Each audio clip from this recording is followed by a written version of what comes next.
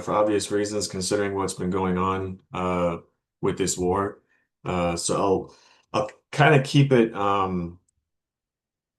I'll start out with the short version first, just to make sure we have time for you guys to ask questions. And also, um, if you don't want to wait until the end when I'm done, you guys feel free to jump in. I don't want this to be a one-sided, you know, monologue or like lecture. I really want us to have a, conversation. That way, we can both learn and you guys can have me talk about the things that are important to you and the things that you want to know. Um, so with that said, let me share my screen. Okay, cool. So talking about today's topic is about the Islamic Republic of Iran and how they um, essentially use media, any type of media, whether it's conventional, digital, print, social, um, any type of correspondence that involves the citizenry or the broader population. This regime has built a very complex and interwoven um, infrastructure, essentially, that that controls how it's shared, what type, when it's shared, how it's shared, to whom it's shared with. Uh, every aspect of absorbing content has been fine-tuned over 40 plus years. It's been fine-tuned and very well crafted by this regime with primarily one main objective to ensure that, well, a couple, objectives, but it's all kind of presented under a one unifying umbrella, and that unifying umbrella is national security. So according to this regime, um, while there may be um, foreign intervention in the sphere of military attacks or cyber attacks, uh, this regime also includes in that list media. They have found ways to um, arrest journalists on bogus charges of espionage because the government's claim is that you're not a journalist, you're actually a spy pretending to be a journalist. So we're going to arrest you and hold you in prison. Most times they're held in complete isolation for years. Um, so But that national security umbrella underneath it falls a couple varying um, distinctions as to why this regime controls the media the way it does. One of them is because they want to show themselves in the best light possible because they, along with the rest of the world, knows that this is a terrible, regime. For like a like a lack of a better term, this is really a terrible regime. And I will get to it. I will detail, why that is. The second is, and this is actually something, so I'm not, I have a book, coming out in the fall of this year, and it talks about the field work that I did in Iran, which was during the year of 2019. And there was actually a protest during that time, so I was there for that, and I'll talk about that again further on in the lecture.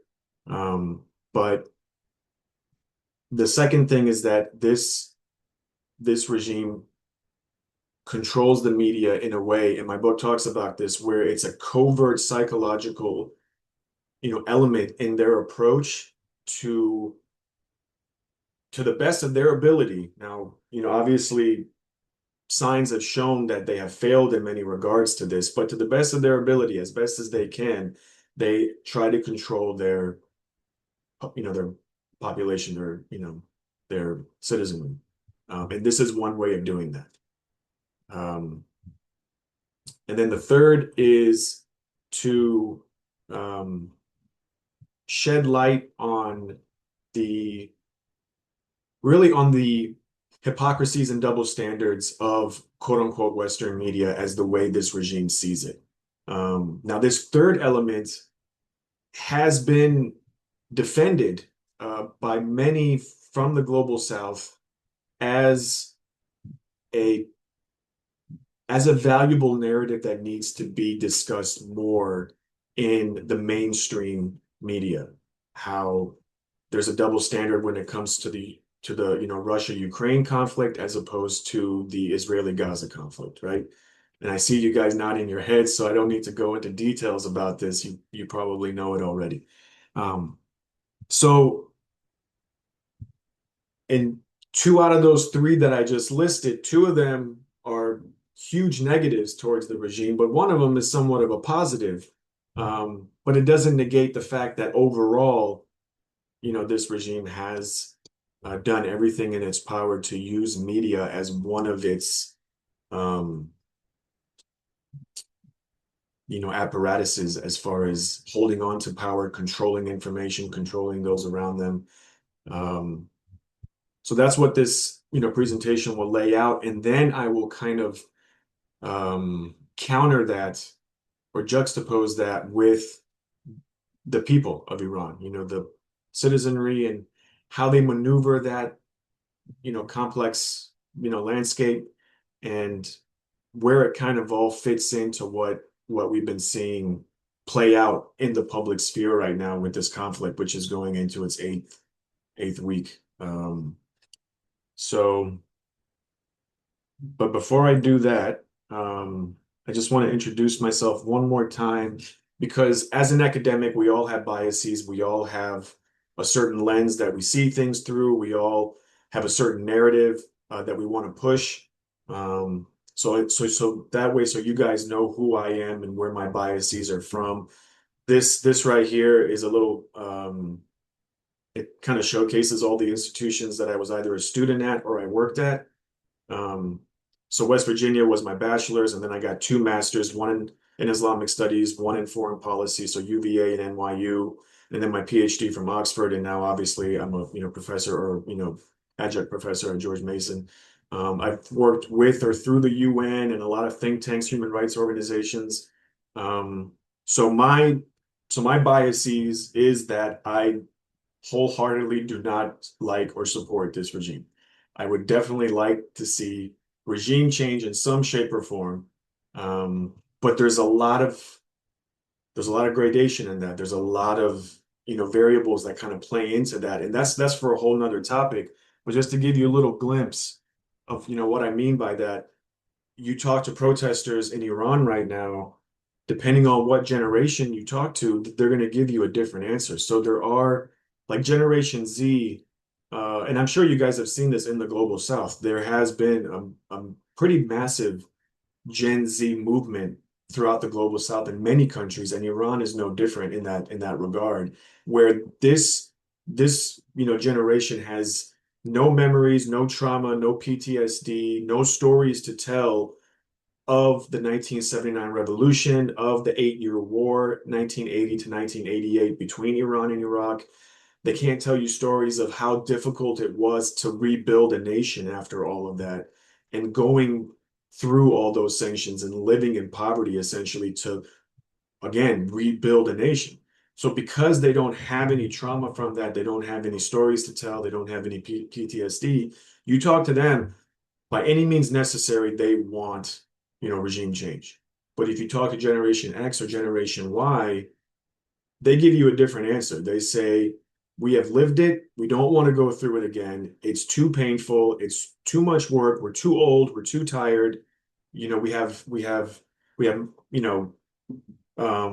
mouths to feed and like a roof to keep over their heads, and we just want some more freedoms. We want more freedoms. We want a better economy. So this regime can stay as long as they just give us our life. Let us live. Let us be able to earn a good enough income so we can feed our kids and we can keep a roof over their heads. So that's where the complexity comes in, which is not for this talk, but just to keep that in the back of your mind, that even when we go through this, and you see how media is controlled by this regime, you have to understand who are they targeting, how are they targeting them, because it's not just a blanket. I mean, when I tell you, like, this regime should have fallen 5 or 6 times already by all expert accounts, right? But they haven't. And that's not luck.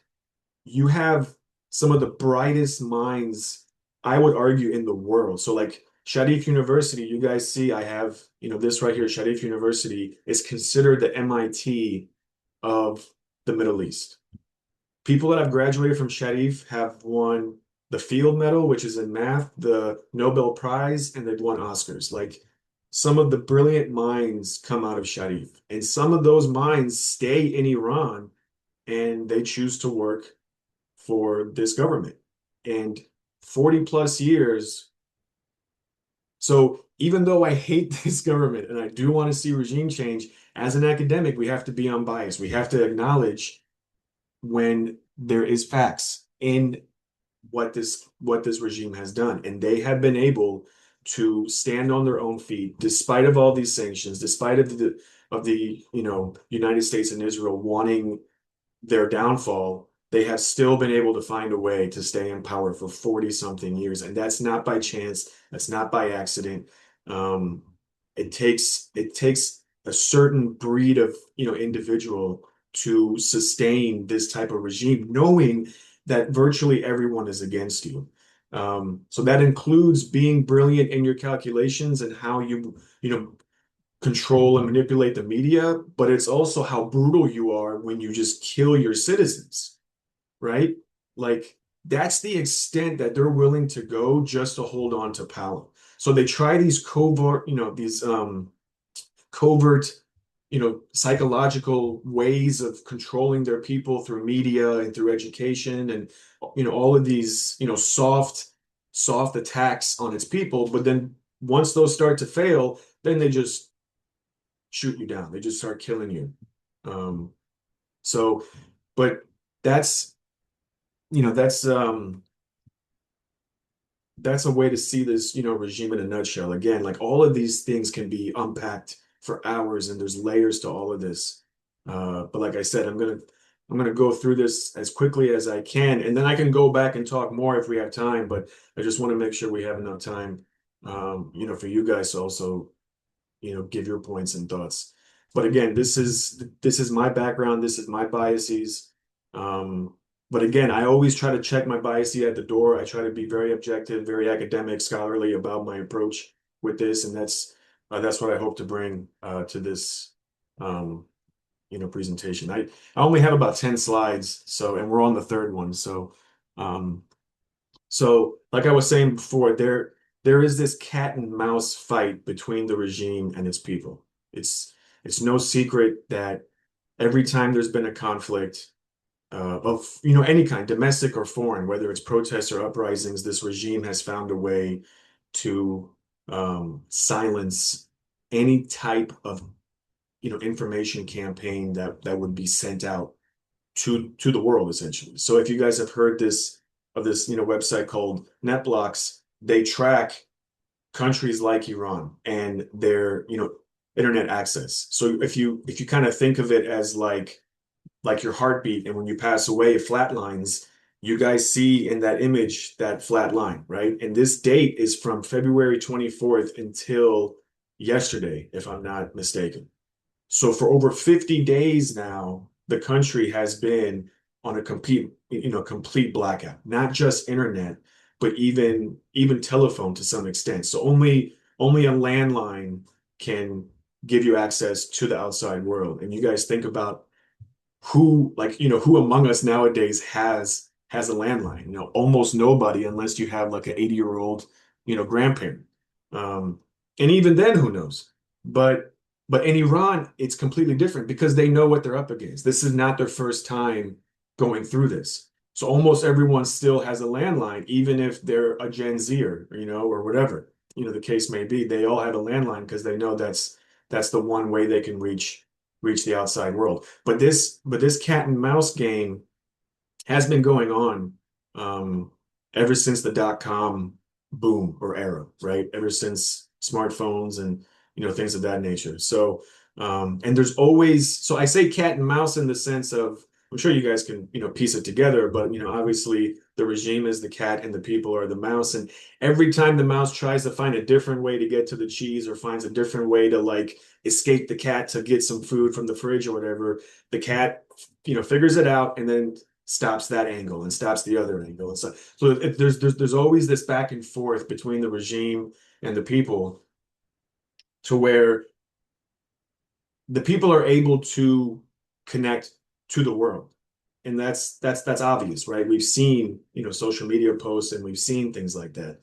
But again, it's still in piecemeal. It's very sporadic. Sometimes it's very hard to, to verify if this is a legit person inside the borders of Iran posting it, and then B, what's the timestamp of it? Did they actually post this during the conflict? So there's a lot of ways that can, that posts like these could, pollute the, narrative if we're not careful as journalists, academics, to really figure out, the actual legitimacy of these, posts. But I'll get to that again in a future slide. But for right now, this is that back and forth that I kind of wanted you guys to see, and how really how suppressive this regime can get on that soft attack level. Not the hard attack where it's violence through physical force, military force, firepower. I'm not, we're not talking about that, obviously, but this is the soft power attack that the regime has, where even if you are able to get access to the internet during this blackout and post something, if you're not careful about the type of VPN you use, the regime will find you. They'll know, because here in the US we have AT&T, Verizon, Xfinity, Comcast. These are all private, companies. And for the most part, they do share information with the federal government. And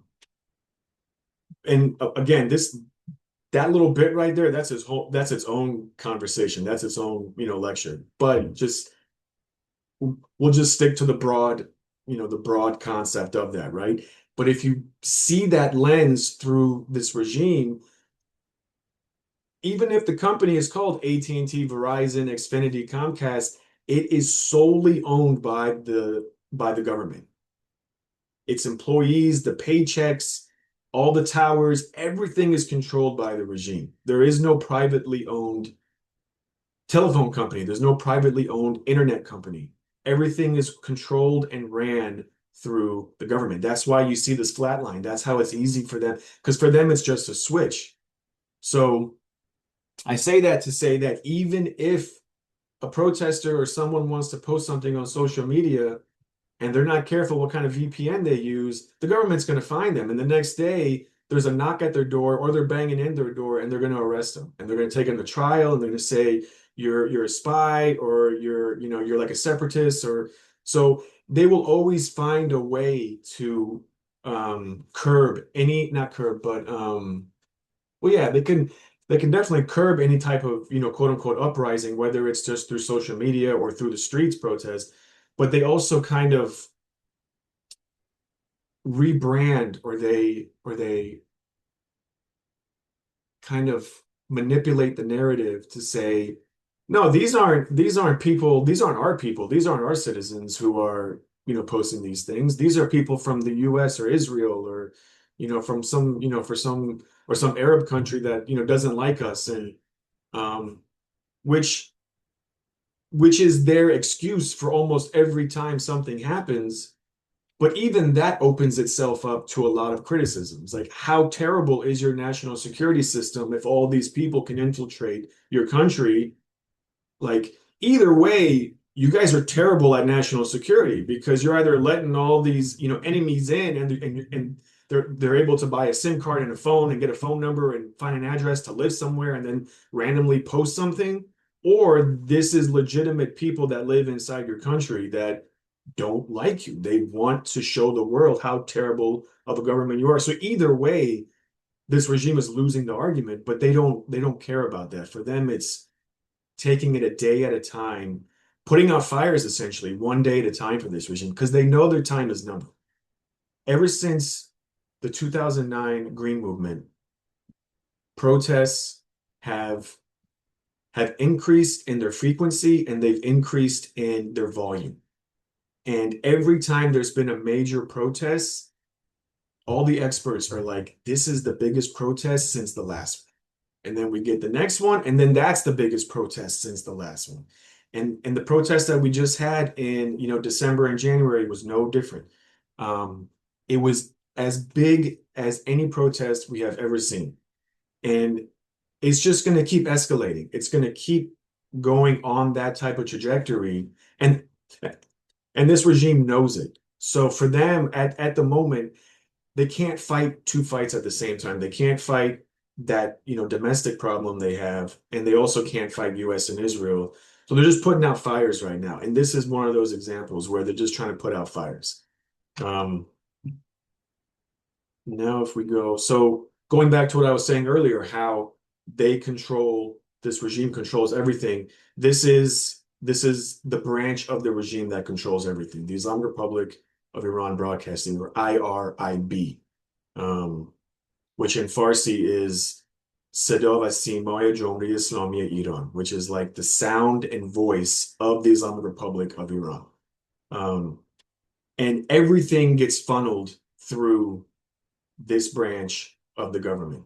But at the very top is the supreme leader, which I'm not sure if you guys have seen in the news, but Khamenei was killed during the first day of this war, and his son took over. We haven't seen him yet or really heard from him, verbally, because many say he's unconscious and he's like very disfigured.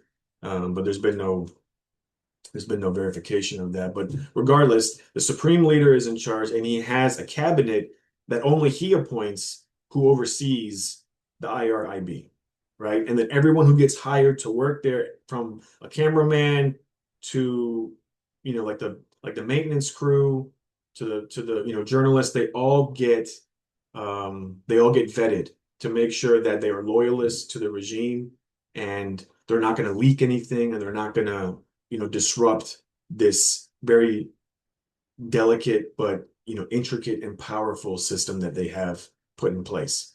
So you guys think about like what I said earlier. I think Iran right now, as far as like films coming out of Iran, I think Iran has won 2 or 3 Oscars for best foreign film, right?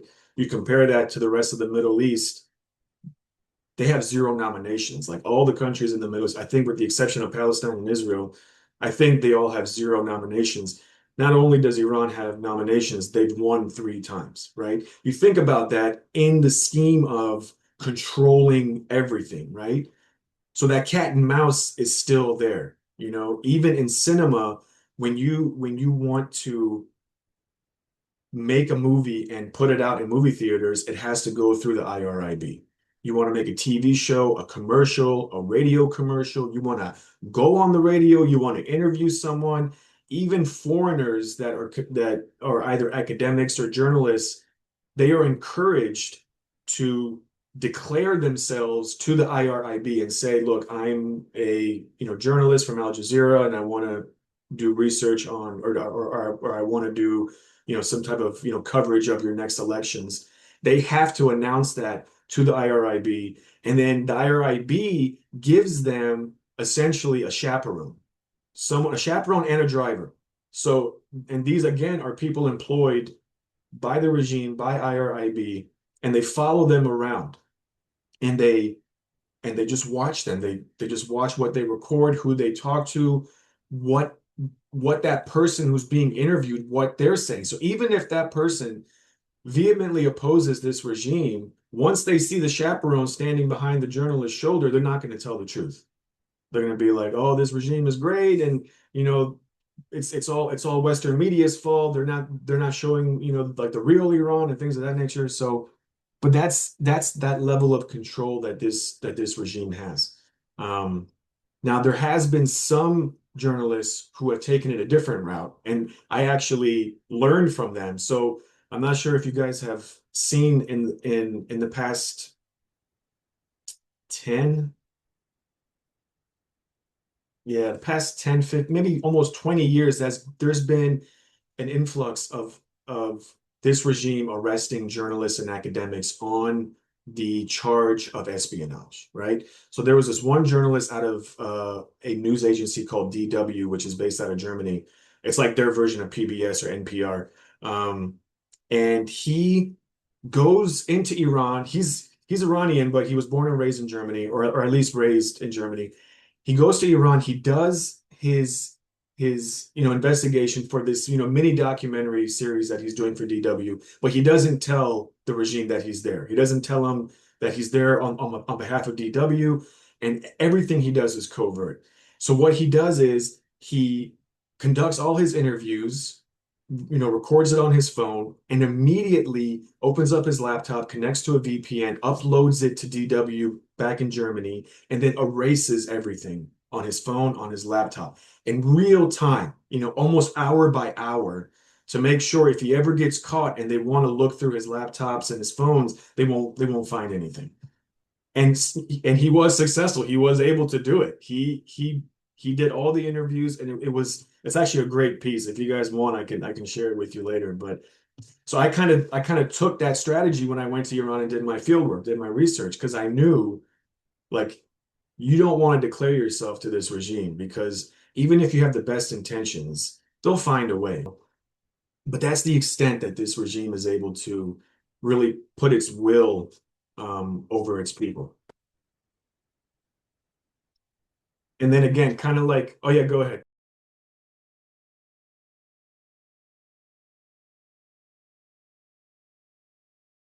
Um, yeah, it is somewhat accurate. So one thing to keep in mind, uh, there's about 93 plus million people in Iran. And I think there's about 31 or 32 provinces, and there's 7 or 8 major ethnicities. And Iran borders 7 countries. So depending on which country they're bordering, a specific ethnicity kind of gravitates towards that area because it borders Pakistan, Afghanistan, so on and so forth. And there's certain provinces. So if you can envision the map of Iran, right in the middle of the country, you have Tehran, Esfahan, Shiraz. Kind of think of it as like New York, DC, Miami, kind of like that, right? But obviously in the US, that's all on the East Coast by the coast, but in Iran, these are kind of in the middle of the country. So on the west and east side of those 3 major cities are provinces that are primarily populated by ethnic minorities, cultural minorities, people that actually, like the Kurds, for example, the Armenians, the Turks, the Baluchis, the Arabs, Afghanis, and many of them have arms. So there is no right to bear arm in Iran, right? There's no gun store. The reason why this regime has been able to withstand all these protests is because the protesters don't have guns. Um, that's why it's so easy for this regime to just go out in the street and just with a machine gun just start murdering everybody. And they had nothing to defend themselves with, so they start running away. But those those East and West Coast provinces with those ethnic minorities, they've been able to find ways to bear arms. So many of them do have arms, and many of them have been able to obtain drones. So there's no drone stores in Iran. If you're like a regular ordinary person, you can't go buy a drone. You have to find a way to smuggle it in. Only the government controls that. So those reports are true to a certain extent, but they're true to certain parts of the country. And it's not true to the parts of the country that can really determine the direction that the country goes in, right? So if it's like some province where it's a small population of Kurds in like the north, like the northwest part, of Iran. They have drones and they have guns and they're showing things. Inside Iran, nobody cares because no amount of protest and no amount of uprising in that part of Iran is going to shift the trajectory of an entire country of 90 plus million people. It's really Tehran. Whatever direction Tehran goes in, that's the direction the country is going to go in. So in that regards, it's not entirely true that drones are being used. And if they are, it's almost mostly done by the regime. Uh, they are controlling that aspect as well. And just as a side note, so if you've seen pro-regime rallies, in Iran, especially after when Khamenei was killed, and a lot of top clerics and senior officials of the regime were killed.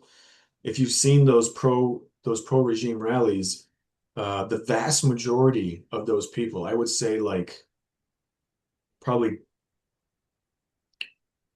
80%, maybe a little bit less now, but it's a large number. Probably 70-80% of those people um, are are shuttled on a bus to the rally. They have to go. They're employees of the regime. It's a part of their job description. It's a part of their paycheck. They have to go rally, even if they don't want to. They have to go. And sometimes, depending on which branch of the regime you work for and like how how high up you are in the hierarchy, they make you bring your whole family, your kids. It could be like 2 o'clock in the morning and you have like a 5-year-old baby in the streets protesting. If you get a chance, go back in YouTube. I mean, I'm pretty sure it's still there. Like those rallies, that is one aspect this regime had no problem inviting journalists and everyone to come record and observe because it showed them in this positive light, which is the furthest from the case unless you're someone like me who's lived there, been there, knows the inside and outs of the regime. Um, so that kind of goes side and side, side by side with your question about the drone. So even if you do see drone footage, you got to be careful, like where's it coming from? Who's saying it? Who's the source? What are they showing? Is there a timestamp? There's so many questions, so many layers to that you just don't know, who you can trust. And there's even this one news agency. It's an all Farsi news agency called Iran International, and they're funded um, by Saudi Arabia, and I follow them almost every day, along with a whole string of other news agencies. Um, but for the most part, their journalistic integrity is at one of the highest, compared to its counterparts, whether it's Farsi or English news. They are very careful about what they report, how they report it, and they tell you that we're gonna show you this one clip, but we haven't verified. We don't know. We're not sure. So don't take our word for it. This could be wrong, but we just got it in from Iran. We know it's from Iran, but other than that, we don't know when, who, how, where. Like they don't know the details, but they've at least been able to verify that it came out of Iran. So they post it, they share it, and they're like, but we don't know anything. If anyone does, let us know. We're on, social media. So they're like very careful about, because their prime objective is is regime change. They want they want the spotlight to be on Iran or on this regime 24/7. So they're very careful about what they report on. Um, so even though that they're backed and funded by the Saudi you know government, um, kind of kind of taints their reputation to a certain extent. But if you really follow them day in and day out, you see that they're, at least from what we're able to piece together from as outside observers, it seems like they're still holding true to their journalistic integrity. They're not that compromised by the money coming from Saudi Arabia. And I don't think they need to be because, like I said, they all want regime change. So they're just telling you what the people of Iran is trying to tell you, but they can't because they don't have the internet. They don't have access to people like you and me. Um, but this slide right here, just real quick, I wanted to show you. So newspapers is still one of the main means of correspondence between the regime, the media, and its people. So here you think in the United States, how you really don't see newspapers really anywhere anymore. But in Iran, they're still in every street corner. And this is kind of um, like a little compilation of all the different newspaper organizations that are based, out of Iran, whether it's in Tehran or other major cities. But again, all of these newspaper companies are either solely or partly owned by the regime. So everything that gets printed gets vetted by the IRIB. The IRIB has essentially like their version of a chaperone, kind of how I was telling you, like if a foreign journalist comes, they get a chaperone.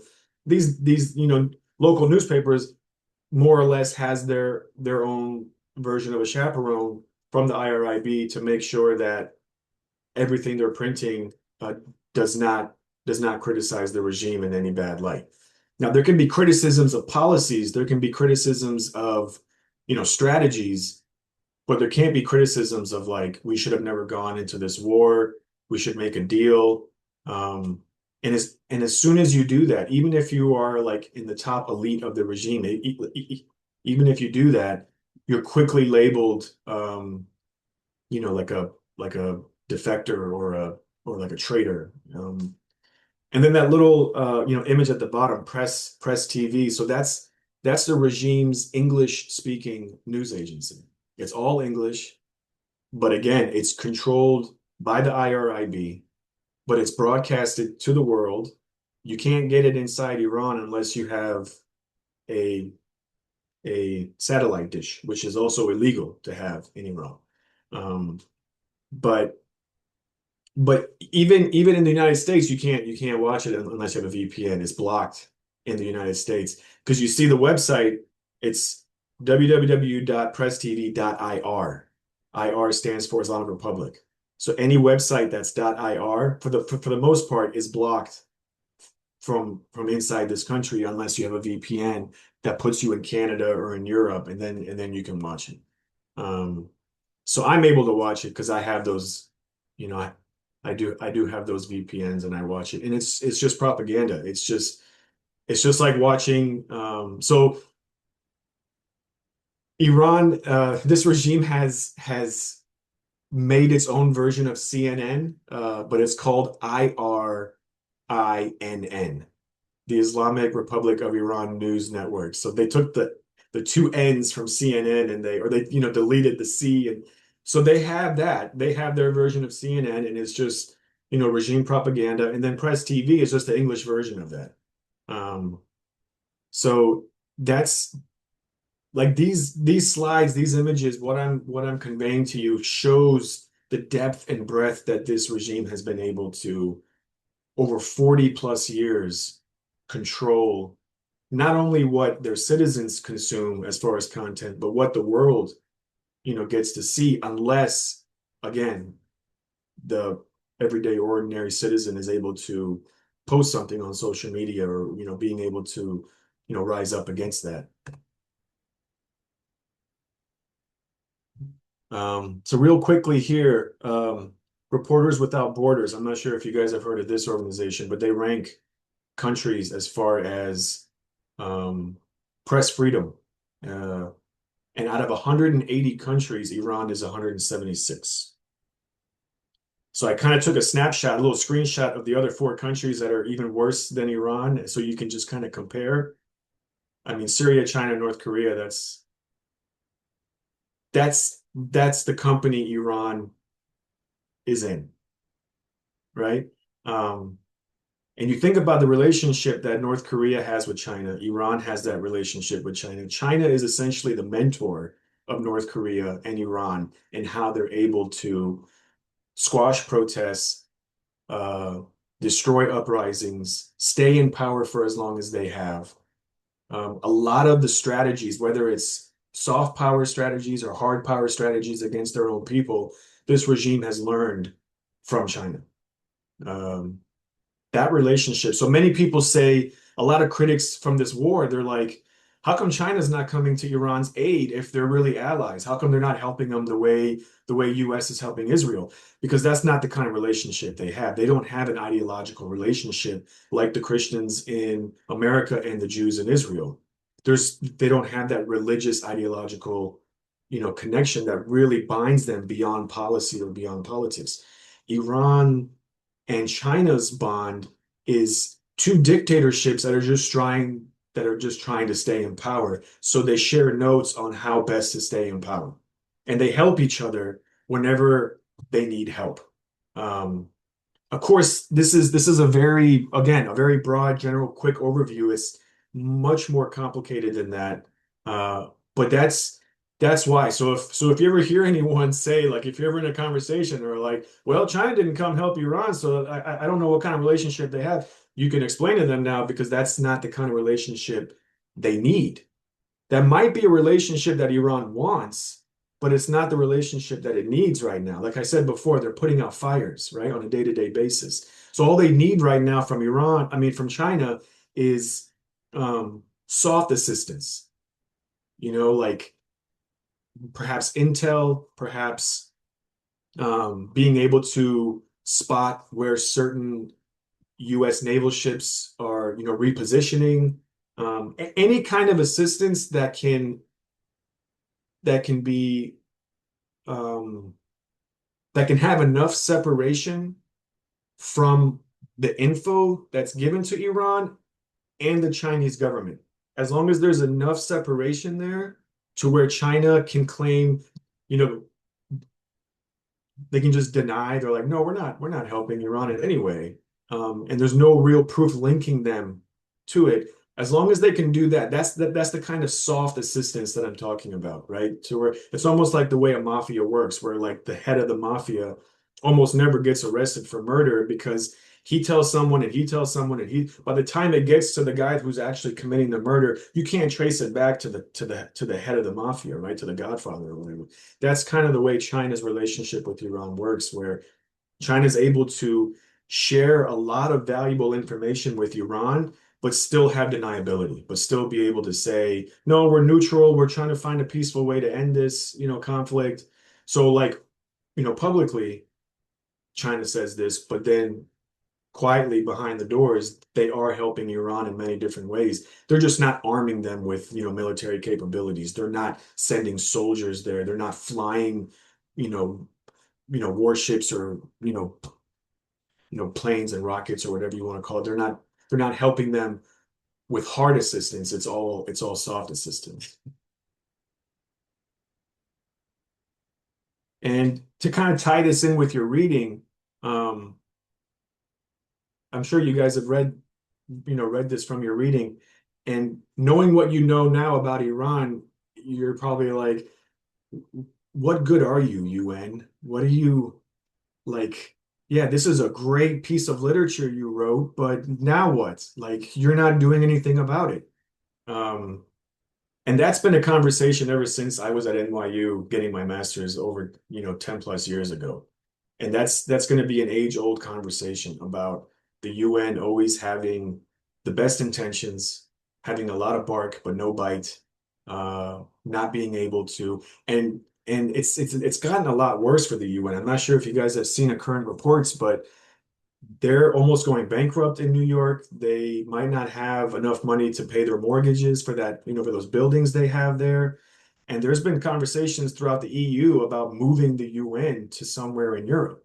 Um, but even if that happens, it doesn't matter as long as the US has a veto power.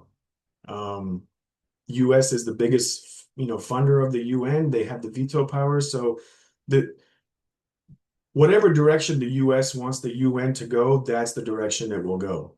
So it's because of the United States that the UN has no bite, because of that hypocrisy. So that goes back to the earlier part of my talk about those three things that this regime is doing with their control of the media, how two of those three is terrible, but the one is it can be seen in a positive light, and that's that hypocrisy. That's that double standard.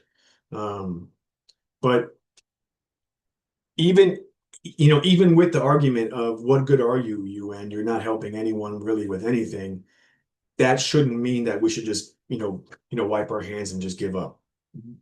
It's these types of conversations, it's these types of classes, it's these types of lectures, it's this type of literature that you keep at it long enough and you'll see change. There will be change. Like I'm sure you guys, I don't think any of you are, really young enough to remember this, and I really wasn't either, but I've read enough literature on it. But you think about how the Soviet Union fell. It took one man, Gorbachev, who saw things a bit differently. And even though he didn't want the Soviet Union to fall, it did. Because he was like, I want to give my people more this and more that, more freedoms, and let them, and then the Soviet Union fell, right?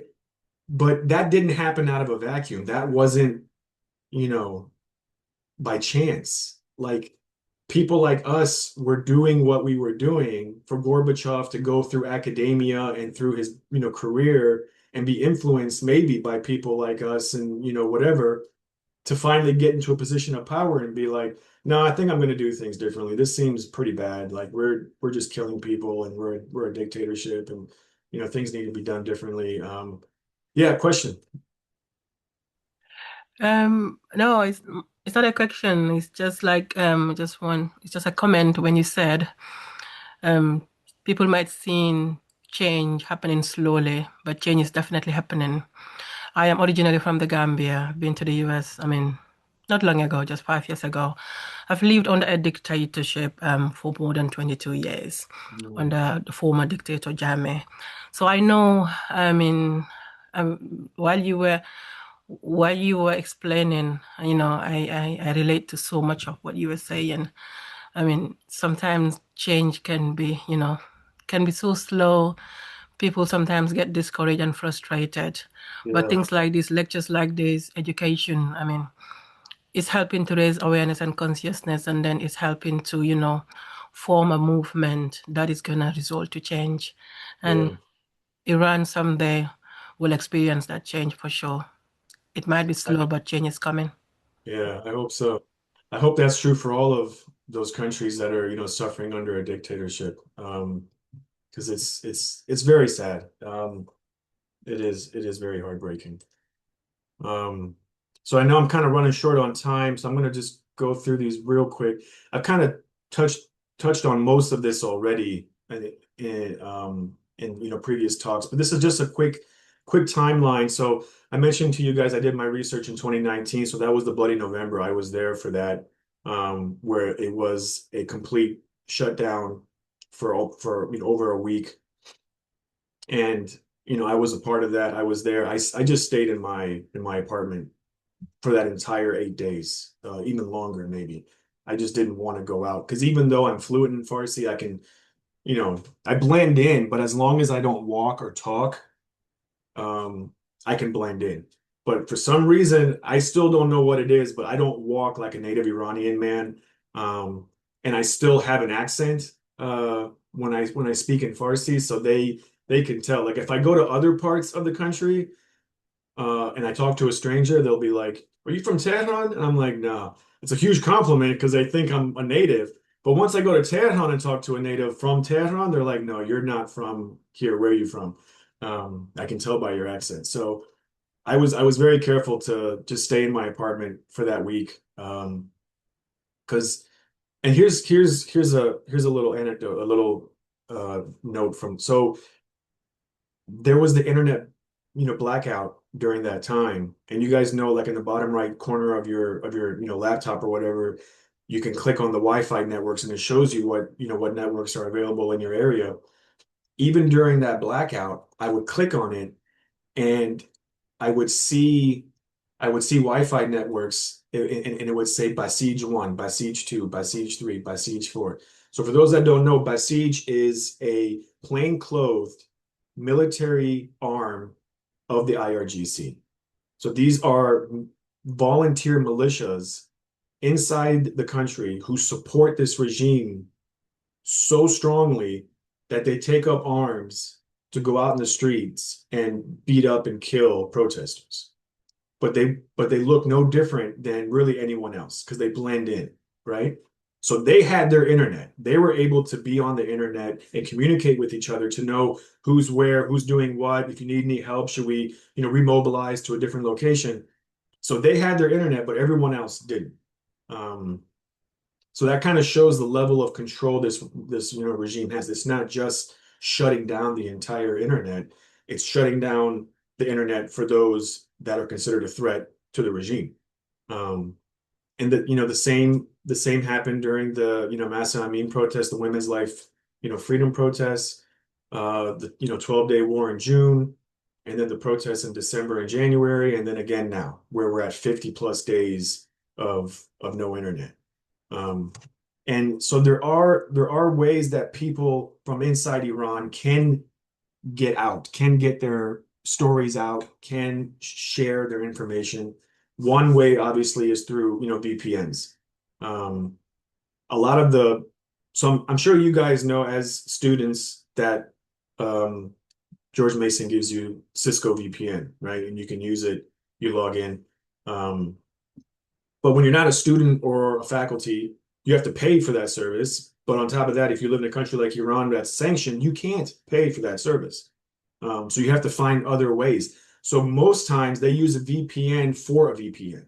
So it's not just here's the internet and I'm going to use a VPN to get into that internet. Now it's here's the internet, here's a VPN that I can't afford to pay. Here's another VPN that I can get it maybe for free. So I get into that one to get into this one to get into this one. And I'm not sure if you guys know how VPNs work, but depending on the type of VPN you use, that connection to the internet. So if your internet speed is at 100, that if it's a mid to low level VPN, software, it brings that 100 down to 70. So if you think about having to go through two VPNs, that means your internet speed is almost like back from the 90s, right? Or like the 2000s. So imagine trying to upload a 4K HD 2-minute video that you use your phone. It's never going to upload. It's going to take hours, if not days, to upload because you have to go through all these VPNs. So that's why some videos that you might see in the news, like if it gets posted today, they'll say it was recorded last week, but we're just getting it today because it took so long for them to break through all that barrier but you see like the level of resilience that people have where they do not give up. They want to have their voices be heard. And this picture I have also in the top right of Masa, she is considered by many standards the leading journalist um, of what the people in Iran are going through. And she is very humble, very brilliant. She does amazing work. And she always says, she's like, it's not me. I'm not the star. Don't put the spotlight on me. I'm just telling the stories of the people who share these things with me. And I'm just on the front lines because I have access to the internet. That's the only difference between me and someone inside Iran is I just have access to the internet. And I'm not sure if you guys saw this in the news. I think it was last year, but the regime put out a hit on her in Washington, D.C. They tried to get her murdered, and the FBI was able to. So she's constantly under surveillance. That FBI is pretty much around the clock, keeping her protected. But you think about the regime is willing and able to put its assets in America to try to kill her because of what she's able to get from people inside Iran and share it with the world. Um, but that's the struggle. That's that cat and mouse fight that we see where a lot of, so again, this goes back to what I was saying earlier about the different generations. Gen Z, they have no problems, protesting and posting, and they're like, I'm willing to die because I hate this government and I want it to go. But then people I'm from Generation Y, my sister's from Generation X. So we were kind of there in Iran for a little bit when we were kids, and then we fled during the war. And so maybe not so much us, but definitely our cousins and friends and colleagues inside Iran. a lot of them are like, we're too old and we're too tired. If we have to pick between feeding our kids and doing an uprising against this regime, we're going to feed our kids. We just we can't. We don't have the energy. We don't have the time. So there's that dilemma there, and that's what my book covers too. So this is the last slide before I wrap it up. But this is what my book unpacks. So there's these two terms that are used colloquially inside Iran. You wouldn't know it unless you have lived there or if you've been there. But it's this kind of plays on a very popular book called Orientalism. I'm not sure if anyone has heard of that book. It's considered one of the great books. Rightly or wrongly, because it does paint the Middle East and Asia in a bad light. But given its time, it was a great piece of work. But it kind of talks about the other, how we as the us can kind of otherize people that aren't like us or are too different from us. So it's the us and the other, right? And that concept kind of plays into the domestic dynamic within Iran. But for the us, it's called the Khodi, the us, the insider. And then the other or the outsider, they're called the Beta Khodi. Um, so it's the regime, those that pledge allegiance to the regime, either through a paycheck or through a bloodline or through marriage or just through ideology because they wholeheartedly support this regime.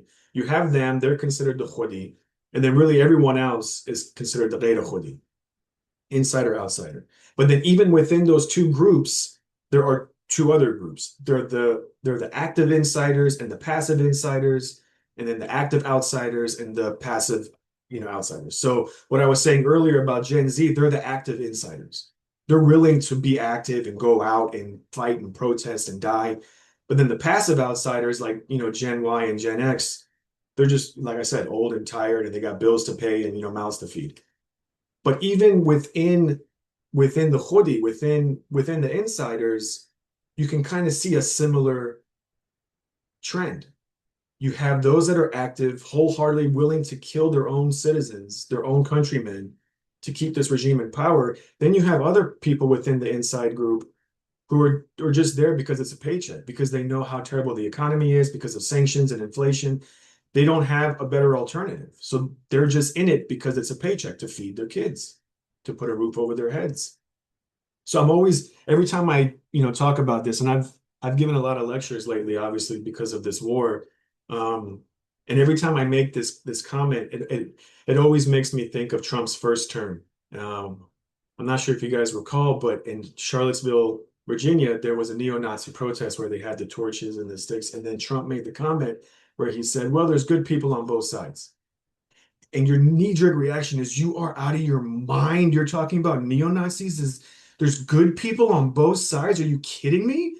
Um, but again, checking your biases at the door, as crazy as that comment is, and I don't condone it. I mean, I don't support it. I don't put that aside. But checking your biases at the door, being academic, scholarly about it, there is a valid point to it, and I've seen it with the insiders. So everyone wants to paint this black and white picture of us against them, good guys and bad guys, and everyone who's affiliated to the regime in some shape or fashion. They're all terrible people. They're all cut from the same cloth. They all should be prosecuted and sent to jail and hung or whatever the case may be. But I've met people inside the insiders. And like I said, they're just there for a paycheck. They're really trying to do good. They really want to help the people. They really want to make a difference, but they can't. But then they're also stuck because, like I said, they're just trying to, feed their family and, keep a roof over their heads. Um, so I kind of leave you with that to kind of, make you think about even this conversation of like media control and, lack of freedoms and um, how citizen journalism works and things of that nature. Uh, it's so much layered than that. There's so much complexities to it beyond just what is right and what is wrong, right? There is that gray area that until you're in it, until you've experienced it, you really can't pick a side one way or the other. You just have to let it play out until you kind of see where the chips may fall, so to speak. So, um, but yeah, with that said, I'll leave it at that, and then we can, I guess, go to questions, I think.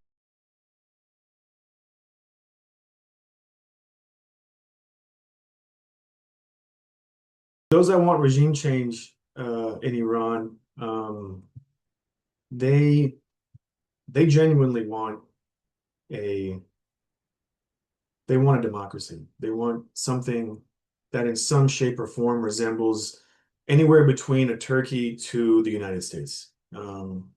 Something that so like one thing to keep in mind is that again, keep in mind, like those points I made about the different generations, but then also within that, also keep in mind that um, this this type of regime change or this type of democracy, um, it's still it's still going to be influenced. Obviously, I'm sure you guys know this, but it's still going to be influenced by the culture of Iran, right? It's not going to be as simple as just replacing one system with another, um, because you have the Persian Empire in the back of everyone's head, right? Like there's a reason why there hasn't been protests in Iran these past 2 months, because even those that oppose this regime love their country and they love it more than they hate this government. So they're willing to you just wait, either wait or join the cause somehow. But then they've they've seen what a fake democracy looks like. So like this regime has done a very good job trying to convince people. They've already convinced themselves this, even though it's clearly a lie. But they make a lot of effort trying to convince people that they have a good amount of democracy already because the people can vote for the president and the parliament. Um, and for the most part, the people were very hopeful in that because they were like, at least we can show the regime what we think of them by who we vote for and who becomes president, right? So typically, if a reformist or a more moderate, forward-thinking politician became president, that was the people telling the regime, you guys need to change because you're not helping us. You're not doing what you need to do. And again, this goes back. So Gen Z hasn't voted yet. We've just been introduced to Gen Z, but we haven't been introduced to them as a voting demographic yet, because they're not of age yet, but they're right there. But historically, with presidential votes, parliamentary votes, it's been Gen Y and Gen X who have been voting. And if you recall what I said earlier about how many of them say we don't want regime change, just do some type of reform, give us more freedoms, let us just have a good paycheck so we can earn a living. We'll let you be. You just leave us alone, we'll leave you alone. And they've been able, one thing that Gen X and Gen Y have been able to, place their hat on is that voting, being able to tell the regime through voting, this is what we think of you and this is how we think you should change. But then you fast forward to the 2009 Green Movement, and that was a rigged election. The incumbent won, and he was a hardline far right supporter of the regime. And the challenger, who won, all reports show that he's won. Um, he lost. Everyone knew it was rigged. And then at that point, that was the downfall, I think, the real downfall of this regime. Because then you had people like myself in my generation being like, the only thing we thought we had, you took that away from us too. Now we have nothing. We really have nothing. So that, pretty much the hell with you, and we're going to find other ways to like make you listen or to have you change. So even in that sense, seeing it through that lens, a regime change democracy is ideal. but it depends on who you ask. Depends what generation it is. It depends on, what kind of trauma they've had enduring this regime for their whole life. Um, but yeah, and then my thoughts on the the TikTok. So I actually I don't have a TikTok account, so I haven't followed it. It's just whatever the news talks about it. Um, so I don't really have a strong opinion one way or the other. Um, but I think it kind of plays into what I was saying earlier, that third point where, rightly or wrongly, they're able to show this conflict, or this Trump administration as the epitome of hypocrisy and double standards and delusional policies from a real estate mogul into foreign policy, which just it doesn't translate. Someone who's been in those rooms and at those tables, you can't. I mean, there's a reason why he's impatient. There's a reason why Trump says the things he says, because you have to put him in the context of making a real estate deal. Like, everything he does and says makes sense if you put him in the right context. He's not in his element. He's not in his natural habitat. So we see him, or we read him saying these things, and we're like, damn, this guy represents our country. This is crazy. But it's really not, because that approach, that tactic worked for him for decades and made him a multi-billionaire, branding and real estate mogul. He's essentially like a like a what's that term? He's like a charlatan, right? He just does what he needs to do to make the deal, to get the best deal, but he doesn't understand the complexities of foreign policy, of international relations, let alone a country like Iran, which is not a Venezuela. It is not Iraq. I mean, it's like I said, I already told you guys, but like, Sharif graduates go on to win these prizes that very few people win. Like, there's a reason why. So it's not just chance. And the regime sees that. I mean, even right now with these second round of negotiations, and how Trump is saying we're going to meet on Monday. No way, we're going to meet on Tuesday. No, wait, it's Wednesday. And the whole time Iran's like, no, we're not. We're not meeting, because this regime is ready to die or fight. Like, for them, there's no middle ground. There's no compromise. So they're willing to fight until they fall, or they're willing to fight until Trump and Netanyahu are just tired of fighting, and they're like, okay, fine, we give up. Like, we're not going to bother you anymore. Because anything in between that just opens up this regime for further conflict, further negotiations, further compromise, further, capitulation, to where this regime slowly gets weaker and weaker and weaker, to where they're going to fall. And like I said, they know their time is up. They know domestically they can't withstand any more of these protests. So this is it for them. This is their existential fight. I know that term has been used a lot loosely in these past eight weeks, but this is very true for this regime. This is their existential fight for their livelihood, for this regime's future.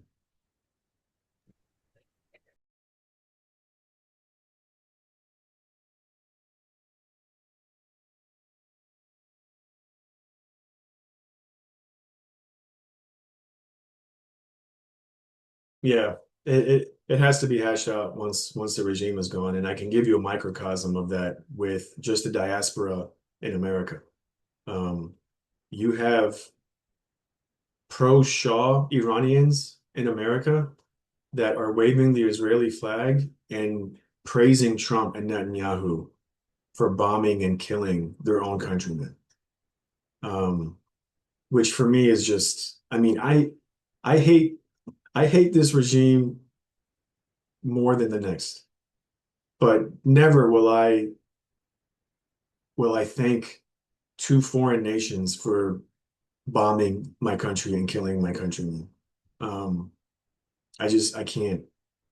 So I'm sorry, I can't.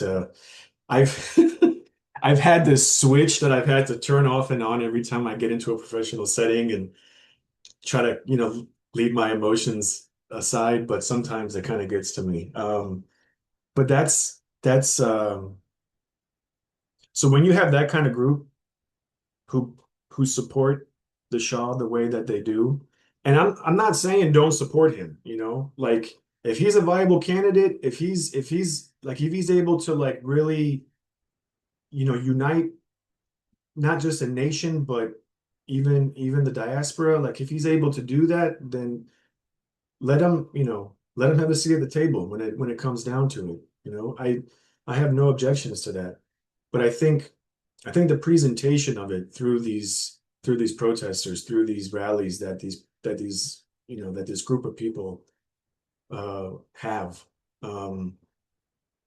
it's very questionable, but it's also a microcosm of the complexities of what this country is going to face. Because once this regime falls, whatever takes its place, even if it's a fraction more flexible in allowing uh, people like myself to go back to Iran, they're gonna go. Like, there's a lot of us that can't go to Iran because the government knows us. We go on the news and we, publish things and we say all these bad things about them. There's no way we could go back to Iran. Or we just can't leave. They'll find us, detain us. So once this regime is replaced by anything remotely close to some type of government that's allowing, expatriates and, diaspora community to come back to Iran, they will come. And I think the same can be said for those pro-Shah, like that pro-Shah demographic. But when we in the diaspora can't even agree, like we all agree this regime must go, but we don't agree on which side of the mountain to climb to get to that top. And not only do we not know which side to climb, but like if I'm climbing up here and a pro Shaw comes, he's gonna stop going up. He's gonna come around to like knock me down so then he can like we're like we're not even working with each other. Like we don't like the enemy of my enemy is my friend, but for some reason, like the Iranian diaspora doesn't see that. They don't see how much more powerful we would be if we work together and united and try to like there's a reason why. I mean, this is no secret now. Like I've known this for decades, but now it's definitely no secret because of all the podcasts and Tucker Carlson and but I'm sure you guys have seen how powerful Israel is in the Washington, D.C. bubble when it comes to Congress, right? How much money they put in to all these politicians and making sure they get reelected in return for voting on policies that benefit Israel, right? That's no secret anymore to anyone. It's not a conspiracy. It's not like politicians have come out and said they do this. They have a representative, a just like how a foreign journalist in Iran gets a chaperone from the regime when they want to do their reporting, a politician inside Congress has an Israeli chaperone making sure that they vote on policies that benefit Israel. Like that is ridiculous. I don't care what your views are on Israel. Just the concept of that is ridiculous, right? But there's a reason why they've been able to do that despite all the differences. And, Israelis and Jews, they are as complex, if not more, than Persians, but they have realized a common goal. And they put all their differences aside and they unite because they understand in order for our country to survive, we need strength. And where do we get that strength? We get it through the United States. No one else can do that. That goes back to what I said about the UN. Whatever direction the US wants to take the UN, that's the direction it will go. That war, that genocidal war on Gaza could have been ended with one phone call from Trump to Netanyahu, right? So that's the mindset that the Persians don't have. If they were able to unite and have some type of APAC type of lobbying firm, it would be a much more different conversation. But that's the kind of thing. So to answer your question, it's just one of those wait and see things because we just can't we can't get along to go along at this point, unfortunately.